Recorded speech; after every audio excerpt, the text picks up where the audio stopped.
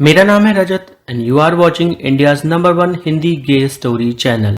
विपुल अपनी गहरी नींद में सपनों की दुनिया में कुछ और हसीन सपने देख रहा था। उसे चाचा का स्पर्श सपनों में याद आ रहा था।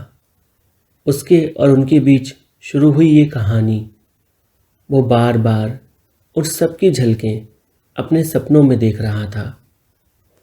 चाचा का उसके घर आना, उन दोनों के बीच बातचीत होना, मस्ती होना, रूठना, मनाना, सब कुछ, हर एक चीज़, और सबसे इम्पॉर्टेंट उन दोनों का एक साथ होना उसे बहुत याद आ रहा था। सपने में सुरेंद्र चाचा आंखें खोलकर लेटे हुए थे और विपुल उनके सीने पर अपना सर रखकर अपने सपनों की दुनिया में था।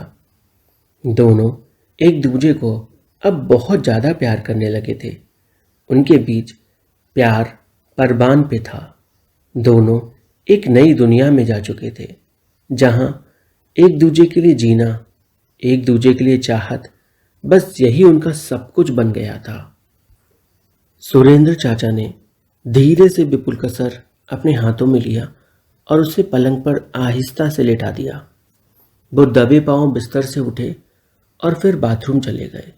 उनके जाते ही विपुल की नींद टूटी। उसने देखा तो उसे चाचा दिखाई ना दिए। वो उन्हें ढूंढने के लिए उठा और बाथरूम की तरफ बढ़ा तो चाचा अंदर बाथरूम में ही थे। आप अंदर ही हो ना? विपुल ने पूछा। हाँ, मैं अंदर ही हूं। कहीं नहीं जा रहा तुम्हें छोड़कर। इतना घबराते क्यों हो तुम? अरे नहीं नहीं, मैं तो बस पूछ रहा था। मैं अभी उठा और आप थे नहीं तो मैंने आपसे पूछा। अच्छा ठीक है। वैसे चाचा, मैं बाहर जा रहा हूं थोड़ी देर के लिए, थोड़ी देर में आता हूं। विपुल ये कहकर बाहर चला गया। सुरेंद्र चाचा जब बाहर निकले बाथरूम के तो वो विपुल को ढूंढने लगे। पूरे घर में उन्होंने विपुल को ढूंढा। उन्हें लगा था विपुल घर में ही होगा। वो शायद कमरे से बाहर जाने की बात कर रहा था, पर विपुल तो पूरे घर में कहीं नहीं था। चाचा ने उसे घर के हर एक एक कोने में ढूंढा। फिर उन्होंने सोचा कहीं विपुल छत पर तो नहीं एक्सरसाइज कर रहा हो, क्योंकि विपुल को एक्सरसाइज करना बहुत पसंद था। उसे अपनी बॉडी को मेंटेन रखना बड़ा अच्छा लगता था। क्या डोले शोले थे विपुल के, एकदम कसी हुई बॉडी, चेस्ट, जांग और हर एक चीज बहुत बढ़िया फॉर्म में थी विपुल की। विपुल पूरा ध्यान अपने शरीर पर देता था। अपने शरीर को एकदम मेंटेन करके रखता था विपुल। दोस्तों, कहानी अच्छी लग रही हो तो प्लीज वीडियो को लाइक करें। कमेंट में यार सभी लोग, ठीक है ना, सभी लोग एक छोटा सा हार्ट छोड़ो और वीडियो को जहां भी मन में आए शेयर जरूर करो।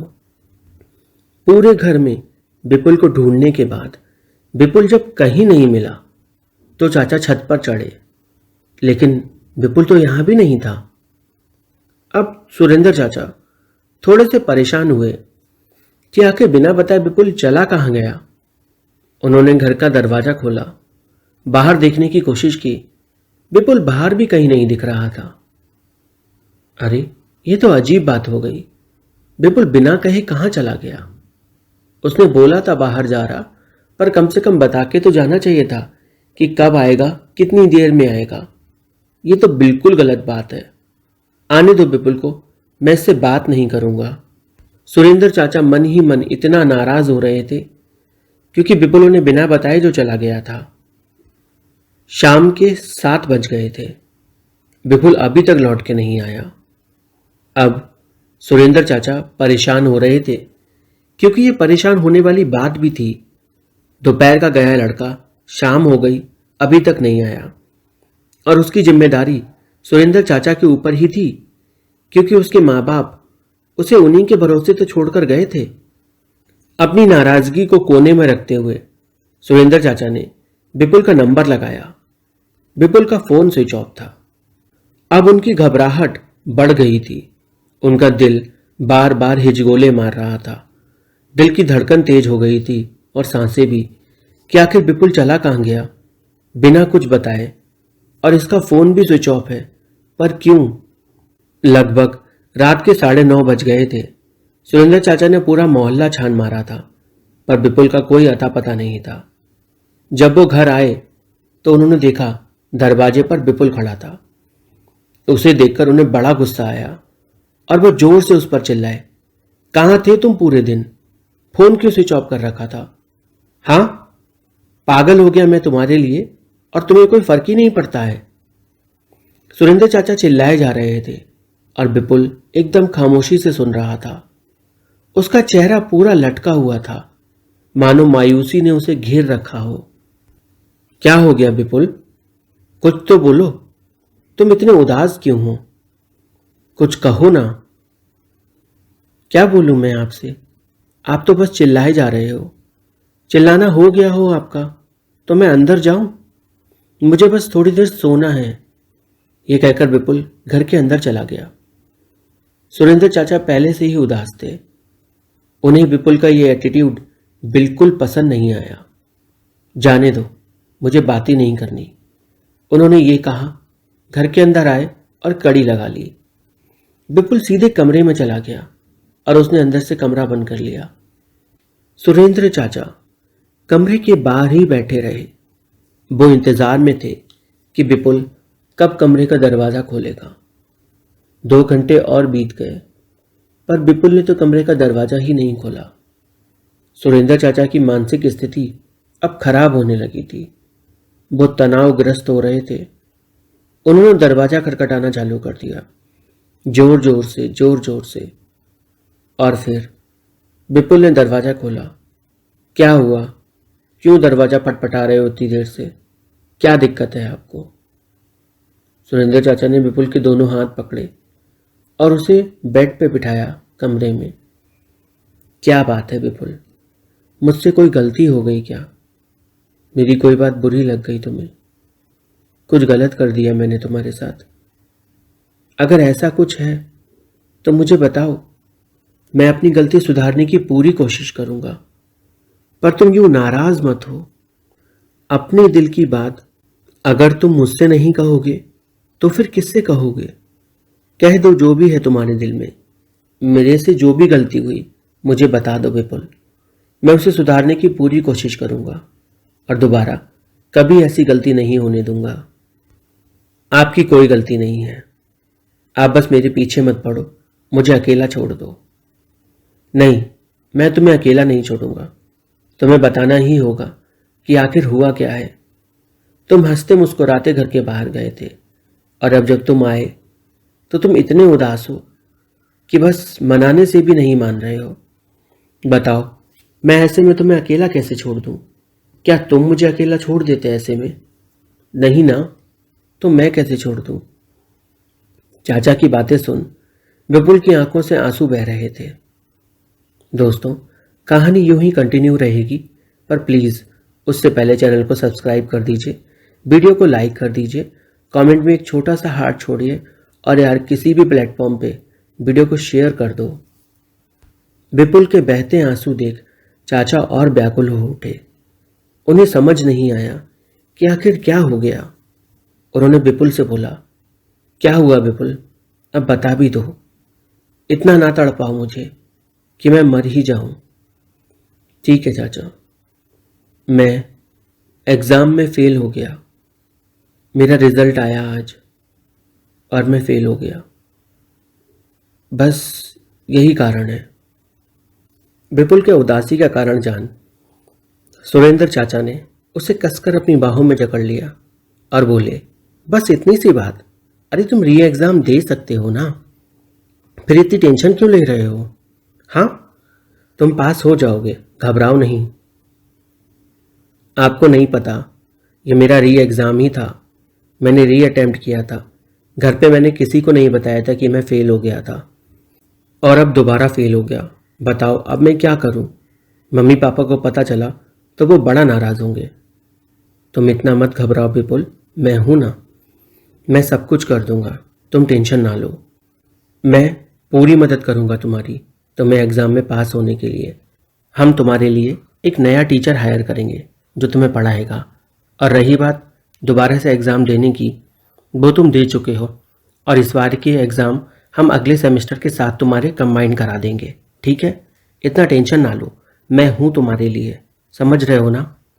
विपुल को अब थोड़ा सा कॉन्फिडेंस आया सुरेंद्र की बातें सुनकर। वो सुरेंद्र की बाहों में पूरी तरह से समा गया।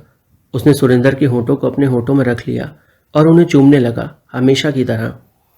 सुरेंद्र के हाथ भी विपुल के बदन पर पूरी तरह से रेंग रहे थे और वो दोनों एक दूसरे के प्यार के आगोश में फिर से खो जाने को तैयार थे कि तभी विपुल के पेट से गुड़गुड़ गुड़गुड़ की आवाजें आने लगीं। क्या हुआ विपुल, भूख लगी है क्या? सुरेंद्र ने हंसते हुए पूछा। हाँ, भूख तो लगी है, पर पहले ये भूख मिटा लें, फिर पेट की भूख मिटाएंगे। चल पागल, चल चुपचाप पहले खाना खाएंगे। चलो हम लोग बाहर चलते हैं कुछ खाने। तुम्हें ढूंढने के चक्कर में मैंने कुछ बनाया भी नहीं, पूरा टाइम बस ऐसे ही निकल गया। चलो अपन बाहर खाएंगे चल के। सुरेंद्र और विपुल दोनों बाहर जाने को तैयार थे। विपुल ने अपनी बाइक निकाली, स्टार्ट की और बैठ गया। सुरेंद्र से बोला, आ जाओ, बैठ जाओ। बैठ तो मैं जाऊंगा, पर तुम राइड कर पाओगे ये सोचो जरा। क्या मतलब आपका? मैं बहुत बढ़िया बाइक चलाता हूँ। अरे मैं बाइक की बात नहीं कर रहा था पागल, कभी तो जोक समझा करो, तुम तो एकदम मंद बुद्धि हो। अच्छा, उस बारे में बोल रहे थे, अब समझा अब समझा। चलो चलो, वो भी बाद में ट्राई करेंगे, पहले आ जाओ कुछ खा लेते हैं। विपुल ने बाइक स्टार्ट की और सुरेंद्र चाचा विपुल से सट कर बैठ गए। उनके बीच में इतना भी गैप नहीं था कि हवा भी आर पार हो पाए। विपुल ने कहा, अरे लोग हमें देख रहे हैं। सुरेंद्र बोला, तो दो लड़के ही तो चिपक के बैठे हैं, कोई एक लड़का एक लड़की थोड़ी है जो लोग हमें घूरेंगे, इतना क्या सोचते हो तुम? बात तो सही थी। विपुल ने फिर किसी पे दोबारा ध्यान नहीं दिया और बाइक स्टार्ट करके वहां से निकले। सुरेंद्र को अचानक से याद आया कि अरे घर में ताला लगाना तो भूल ही गए। विपुल ने बाइक मोड़ी और घर पर आया। सुरेंद्र घर के अंदर गया, जल्दी से ताला लेकर आया और दरवाजे पर ताला लगा दिया। उसके बाद विपुल ने दोबारा बाइक स्टार्ट की और वो दोनों वहां से निकले। विपुल बार बार हर रेस्टोरेंट को रिजेक्ट कर रहा था। सुरेंद्र को तो समझ ही नहीं आ रहा था कि आखिर विपुल चाहता क्या है, खाना खाना है भी या बस यूं ही टाइम पास करना है। इतने रेस्टोरेंट रिजेक्ट कर दिए विपुल ने कि सुरेंद्र को गुस्सा आ गया। वो जोर से विपुल से बोला, क्या बात है, खाना खाना है भी या बस हम यूं ही घूमने निकले हैं? सही सही बताओ, ये भटक क्यों रहे हो तुम इतना? मैं जिस भी रेस्टोरेंट को बोल रहा हूँ तुम मना करते जा रहे हो। अरे चाचा, कितना नाराज होते हो आप। पहली बात तो तुम मुझे चाचा चाचा कहना बंद करो, बात बात पे चाचा चाचा बोलते रहते हो। जब मेरे साथ होते हो तब उस समय ख्याल नहीं आता कि तुम मेरे भतीजे हो। अरे मैं तो प्यार से आपको चाचा बोलता हूँ, इतना भी क्या नाराज हो रहे हो? हाँ मेरे चाचा। अच्छा, अब तुम्हें मस्ती सूझी है सड़क पर। सुरेंद्र बार बार नाराज हो रहा था और विपुल मस्ती के मूड में था। लगभग आधा घंटा बाइक चलाने के बाद विपुल ने एक होटल के बाहर बाइक रोकी। चाचा बोले, अरे ये तो बहुत महंगा होटल लग रहा है। अब उसकी चिंता आप छोड़ो, बस मेरे साथ आ जाओ। सर, आपका बुकिंग नंबर? होटल के रिसेप्शनिस्ट ने पूछा और फिर विपुल ने बुकिंग नंबर बताया। जाकर टेबल पर बैठे। सुरेंद्र चाचा हैरानी से बोले, तुमने ये टेबल कब बुक की? विपुल बोला, आज ही तो की, पूरा दिन इसी में तो लग गया मेरा। इसी में लग गया मतलब? तुम तो बोले एग्जाम का रिजल्ट आया। अरे कोई रिजल्ट नहीं आया, वो तो बस मैं थोड़ा सा माहौल बना रहा था आपको सरप्राइज देने का। मैं थोड़ी फेल होता हूँ, मैं तो अच्छे से पढ़ने वाला लड़का हूँ। और वैसे भी आजकल तो मुझे ज्ञान बड़ा लिक्विड फॉर्म में मिल रहा है, तो फिर फेल होना कैसे ही संभव है। चलिए ना, चलकर कुछ खाते हैं बढ़िया सा। सुरेंद्र विपुल के साथ जाकर टेबल पर बैठ गया। विपुल ने खाना ऑर्डर किया। 10 मिनट के अंदर खाना आ गया। सुरेंद्र विपुल की आंखों में देखकर खाना खा रहा था और फिर बोला, तुमने मुझसे झूठ क्यों बोला? अरे आपको सरप्राइज करना था, बस इसलिए झूठ बोला। कभी कभी कुछ अच्छा करने के लिए झूठ बोल सकते हैं ना। अच्छा, सच में? ठीक है, अगली बार मैं बताऊंगा। तैयार रहना तुम, पता नहीं चलेगा तुम्हें कि ये झूठ है या सच, देखते रहना तुम। विपुल बोला, हाँ हाँ ठीक है, मैं तैयार हूँ।